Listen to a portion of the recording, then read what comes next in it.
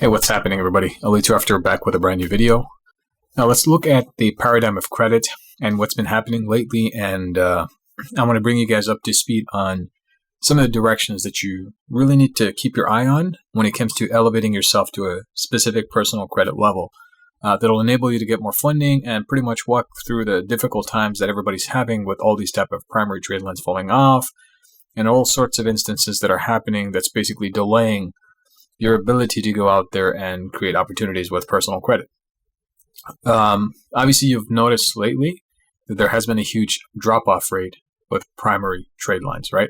The biggest ones that we've seen noticeably here that's getting affected is companies like My Jewelers Club, and so on and so forth. So it's just the beginning of a specific phase that's happening in the credit repair industry and the credit industry in general that we started to kind of feel for it way back a couple of months ago, and I was kind of giving you guys some warning signs on some of the things that you really need to look out for and be careful with if you're going to go ahead and position yourself, credit-wise. These were some of the difficult things that we had to accept and swallow because it's just not feasible to run on primary trade lines alone and try to go out to the financial institutions and try to borrow, because the likelihood of you actually getting an amount that's desirable and worthy of getting is very, very low. And the reason why, it's because institutions nowadays are looking at your credit capacity based on the existing relationships that you had and how well you nurtured those relationships, right? So you got to think about it in that perspective. And when I say how well you nurtured your relationships, what I'm talking about is what have you done with those specific institutions that would otherwise be your primary institutions, right? Like some of the creditors that you guys would already have worked with. And how much strength do you have with those existing creditors? And based on that strength, over time, how was that relationship dictated, right? If I were to look at your payment history with those specific creditors in 24 months, what was the progressive gain on that relationship? So this is the specific reason as to why non-essential primary trade lines are pretty much almost out of business, right? Obviously, there are going to be some out there that's going to push through. They're going to be successful, and you can somehow financially engineer your profile to make it look like it's been well articulated to be represented to an underwriting system and so on and so forth. Now, let's go through a scenario, and I think this is very critical because a lot of people were banking on this to move ahead with their personal credit journey. And unfortunately, after having seen circumstances and incidents where, that no longer is the case, and instances where, the credit system has failed them, especially with these primary trade lines falling off and so on and so forth, it's become more of a challenge to accept the fact that, maybe there are certain things that we have to really focus on specifically now more than ever, where our attention needs to be really, really put, right? Look at it this way. A person who's built non-essential primaries over time and that's all they banked on with authorized users, the chances of them going through underwriting successfully is very minimal, right? So let's say Sally, as an example, had 5 non-essential primary trade lines. She had 3 AUs, and then she goes to some banks because the problem with that is if you use all that, then that's pure leverage, right? That's really none of your personal gained relationships. That's all pure leverage. So Sally takes these relationships. She has these 5 non-essential primary trade lines that just is easy to qualify for, their high risk. And she adds a bunch of AUs she paid for a couple of $1,000s. And then she goes to a financial institution that's a prime lender that has a lot of weight when it comes to credit worthiness. And then she probably gets like $1,000, $2,000, or maybe $5,000, right? And the reason why, it's because number one, Sally's financial history and the file is extremely thin, right? She doesn't have a lot of weight, even though those authorized users can add maybe 10, 15 years of personal credit history to Sally's profile. That's authorized user. That's a leverage profile. It's not necessarily built upon the financial merits of Sally's relationship. It's based on a leverage. So now Sally gets, let's say, $5,000, right? So that's a scenario that we have to keep in mind. Perhaps you can even get $10,000 depending on the bank facilities and credit unions and so on and so forth. But the reality is you're probably not going to get more than that at a time. And most probably you're going to do that a couple of times, at best 3 times. So let's say 5,000 times 3, you get 15K in credit cards total and so on and so forth. And you've achieved a certain level of financial outcomes that you feel, this is what I wanted. Or perhaps you didn't know what you want because the credit journey is very confusing in reference to what possibilities there are to what is actually real. So you basically go in with your fingers crossed, hoping that you get a maximum outcome But because you don't have primary essential trade lines and relationships built prior, as Sally, you just leverage non-essential primaries. You've added a bunch of those, and you added a bunch of authorized users.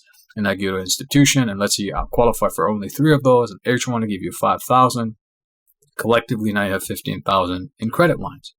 So that's what you had qualified for. So this journey between, fixing your personal credit to adding those non-essential primaries and seasoning them to adding AUs probably will cost you about 7 to 8 months, in addition to maybe $2,000, $3,000, $4,000 worth of fees, just to get 15,000, right? So you've spent hard liquidity and equity cash to get unsecured 15K worth of credit, and a lot of time achieving that outcome. Let's look at Sam, right? And let's say Sam is a person who has primary relationships with some of the banks. Could be Chase, could be Wells Fargo, whoever they are. I'm not being biased by any of them. But let's say Sam really spent the time to establish relationships with those creditors in the last 2 years, historically speaking. Maybe Sam started with $1,000 on each, but through time, he's respected his utilization. He's kept his balances below the 30% threshold. He's borrowed enough and then paid aggressively, in 2 to 3 months in advance to catch up to the balances he's borrowed, and he's doing it so on and so forth on a continuous basis, always keeping the utilization below that 30% threshold. 6 months down after his initial credit card approval, Sam got another $1,500 boost. Another 6 months goes by, Sam got another $1,500 boost. So what's happening with Sam is with these primary essential trade lines that he's established relationships with these creditors, Sam has historically, based on that payment performance, and if I were to study his 24 months of relationship building, Sam has progressed in his relationship. And that shows me confidence that Sam knows how to handle his credit cards.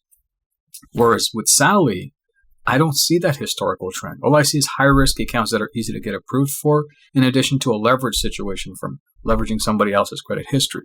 So the risk there is very high for me to give you a certain limit of credit cards. So this is why I'm tapped out at 5, perhaps 10 if I'm a credit union, right?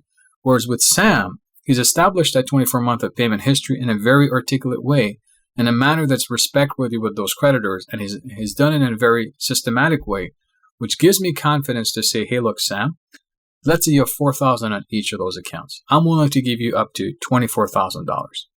I'm willing to give you up to $15,000 per account. Now what happens with Sam is that he can actually borrow anywhere between $60,000 to $70,000, whereas Sally would be stuck between $50,000 to $30,000. So just by understanding the concept with Sam, yes, it may have been 24 months. It may have been 2 years of grueling effort and work, but it's not complicated as long as Sam knew how to stay financially disciplined and understand the ethic and the strategy behind working with essential primary accounts and building those relationships with institutions that have a lot more weight in underwriting than those that don't. And plus, Sam didn't have to spend another $4,000 to $5,000, with time wasted on fixing his personal credit in order to achieve the outcome. It was a natural progression because of this financial discipline that Sam already had, where Sally had to figure things out, and she was always stuck, and she didn't exactly know what she was getting herself into, where Sam knew exactly due to financial discipline and what type of outcomes he can anticipate. So that's the difference of the way that people are handling their personal credit journey and the way they're looking at infrastructure and personal credit, and what are some of the typical outcomes they're looking to achieve. If you want results and outcomes at the highest order, if you really want to leverage your personal credit scenario, take those two stories and ask yourself, where do you exactly fit in, right? This is the reality of the matter, right?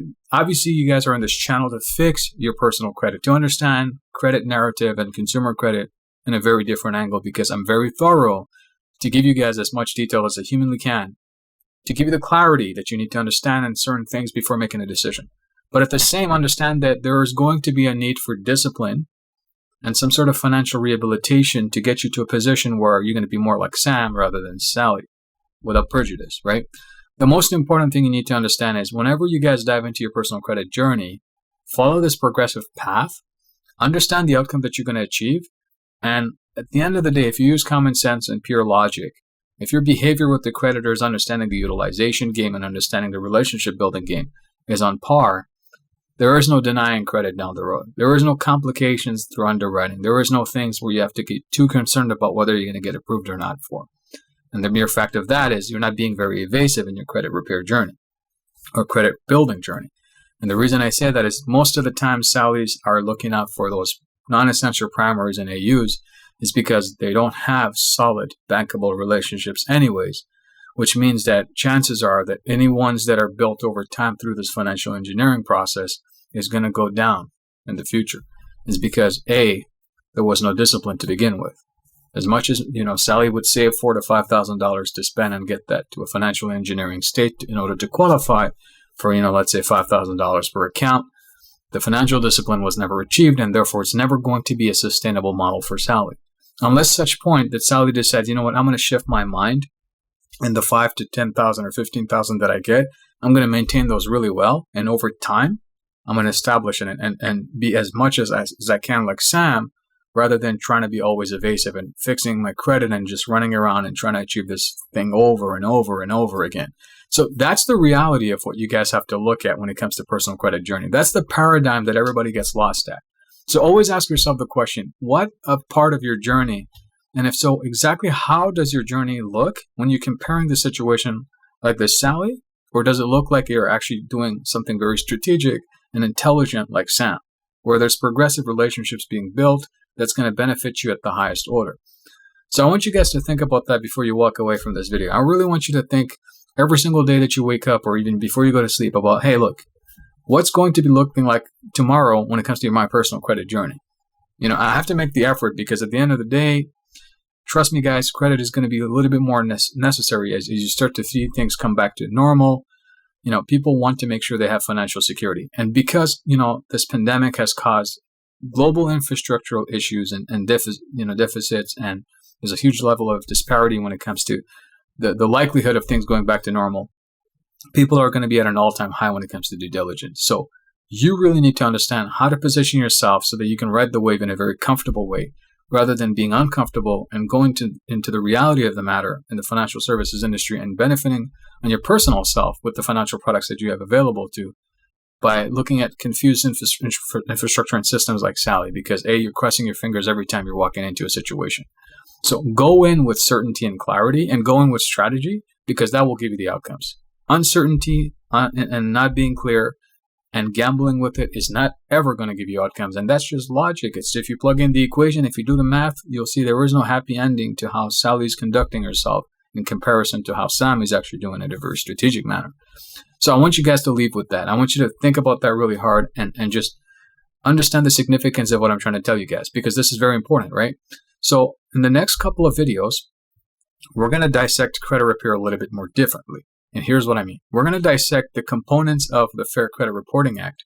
We're going to talk about some of the infrastructure that you need to set up before you start your credit repair journey that will help you through the consumer advocacy structure to lead down to a path where the credit bureaus have no choice but to comply.